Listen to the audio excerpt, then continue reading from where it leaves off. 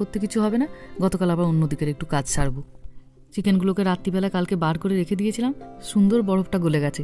একটু করে সাইডের ফ্যাটগুলোকে বার করে দিচ্ছি, আর এই থাই পিসগুলো সাইডে একটু করে বোনলেস মাংস থাকে, ওইগুলোকে একটু কেটে বার করে নিচ্ছি। যেটুকু হাড়ওয়ালা মাংস আছে ওইগুলোকে দিয়ে ঝোল করে নেবো, আর যেটুকু বোনলেস থাকবে ওইগুলোকে দিয়ে একটু বেশ ঘি দিয়ে ওদেরকে চিকেন পকোড়া ভেজে দেবো। শীতকালের দিনে মাঝে মাঝে আমি এরকম এই ঝোলের মাংস থেকে সাইড থেকে একটু করে বোনলেস চিকেন বার করে নিয়ে ঘি দিয়ে একটু করে পকোড়া ভাজি, অসম্ভব সুন্দর লাগে গরম গরম এই শীতের দুপুরে। ব্যাস হয়ে গেছে এইগুলোকে কাটা, এবার এইগুলোকে ঝোলে ফেলে দেবো। আর এই কটা যেগুলো আছে সেগুলোকে এবার একটু পিস করে নেবো, দানি চর্বিটা ফেলে দিয়ে আসি। যে ওদের আজকে ওখানে যাওয়ার প্ল্যান আছে, আমরা যাবো কি যাবো না। তো আমরাও দেখলাম আজ তো অন্য কোনো প্ল্যান নেই, তাহলে ঘুরে চলে আসি। তবে আজ কিংবা কাল একবার সন্ধ্যেবেলার দিকে বাজার যেতে হবে, কারণ বৃহস্পতিবার থ্যাঙ্কস গিভিং আছে। কিছু বন্ধু বান্ধবকে বলেছি সেদিনকে বাড়িতে আসার জন্য। এদেশে তো জানেনি থ্যাঙ্কস গিভিংটা এরা খুব ভালোভাবে পালন করে, তো থ্যাঙ্কস গিভিংয়ের ওই গোটা সপ্তাহটাও মোটামুটি ছুটি থাকবো। ব্যাস চিকেনগুলোকে ছোটো ছোটো করে পিস করে নিয়েছি।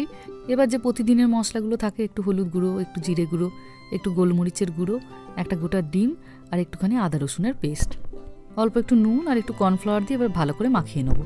পকোড়াগুলো ভেজে নেবার পরে চাইলে একটু চিলি চিকেন বা চিকেন 65ও করা যায়। আর এই দেখুন কি সুন্দর ঘিটা হয়েছে, দেখুন গন্ধটাও ভারী সুন্দর উঠেছে। এইটুকু সময়ের মধ্যেই ও বসেও গেছে, ঠান্ডাটা আসলে এখন বেশ তো। 1/2 টেবিল চামচ মতো ঘি দিলাম, ডুবো তেলে ভাজবো না, মাঝারি আঁচে এখন গ্যাসটাকে করে দিয়েছি। এবার আস্তে আস্তে এইগুলোকে ভাজবো। এক পিঠ মোটামুটি 5-7 মিনিট করে ভাজলেই কম আঁচে সুন্দর সেদ্ধ হয়ে যায়। আর ফ্রোজেন মাংস তো আরোই তাড়াতাড়ি সেদ্ধ হয়ে যায়। যদি টাটকা হয় তাহলে একটু সময়টা বেশি লাগবে, তবে টাটকা স্বাদটাও হবে আরও বেশি। ব্যাস হয়ে গেছে এগুলো সুন্দর ভাজা।